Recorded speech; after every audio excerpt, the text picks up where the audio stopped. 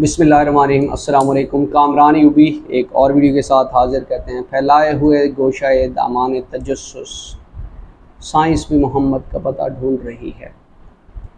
दोस्तों, एक वाक़या, एक मुसलमान फ्रांस के एयरपोर्ट पे बैठा फ़्लाइट का वेट कर रहा था, तो अचानक नमाज का वक्त होता है, तो वहाँ पे वो वज़ू करना शुरू कर देता है। तो वहाँ से एक डॉक्टर गुज़र रहा होता है। डॉक्टर उसको बड़ा गौर से देखता है पूरा वज़ू करते हुए।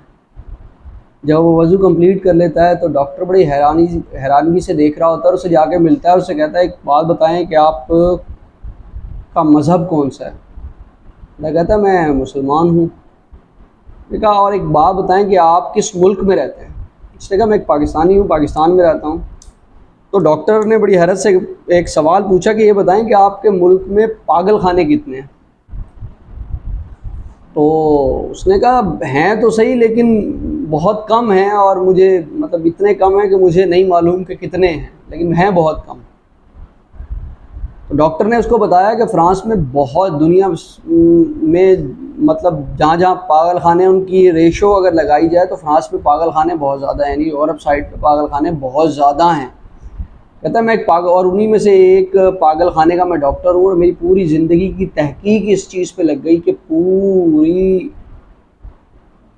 कौन सी ऐसी एहतियाती तदाबीर इस्तेमाल की जाएं या कौन से ऐसे काम किए जाएं जिससे इस पागलपन की बीमारी से बचा जा सके। तो मेरी पूरी ज़िंदगी की एक तहकीक आई कि मैं, अगर आप अपने गर्दन के पिछले हिस्से को बार बार नम करते हैं तो जो आपकी गर्दन की रगें हैं वो खुश्क नहीं होती, क्योंकि अगर जो नम नहीं करता, इस जगह पे नमी नहीं पहुंचती, तो उन लोगों के अंदर कदरे जल्दी पागल होने की जो है वो रेशो होती है। तो मैंने देखा, जब आप वज़ू कर रहे थे तो आपने पूरे वज़ू करने के साथ साथ अपने गर्दन के पिछले हिस्से को गीला किया। तो उस पाकिस्तानी ने बताया कि ये हम वज़ू कर रहे हैं, और जब भी हम अपनी इबादत यानी नमाज़ पढ़ते हैं तो उससे पहले वज़ू करते हैं, और ये गर्दन के पीछे जो हम पानी लगाते हैं इसको मसा करना कहते हैं, और ये हम दिन में 5 दफ़ा करते हैं। तो इस पूरे वाक़ये का मकसद सिर्फ इतना था कि नबी पाक सल्लल्लाहु अलैहि वसल्लम के उसकी पूरी ज़िंदगी की तहकीक नबी पाक सल्लल्लाहु अलैहि वसल्लम के एक छोटे से अमल के ऊपर आके ख़त्म हो गई।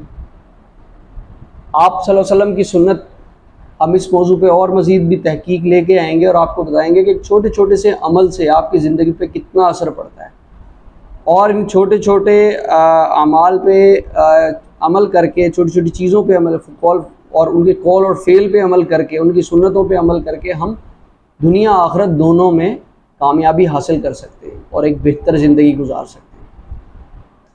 तो उम्मीद है जो वीडियो बनाई आपको समझ आई होगी। इसको, चैनल को सब्सक्राइब ज़रूर कीजिएगा, लाइक एंड शेयर ज़रूर कीजिएगा वीडियो, और कमेंट सेक्शन में अपनी राय से ज़रूर आगाह कीजिएगा ताकि इस किस्म की वीडियोज़ आपके लिए ला सके। अपना रखिएगा बहुत सारा ख्याल। अल्लाह हाफिज़।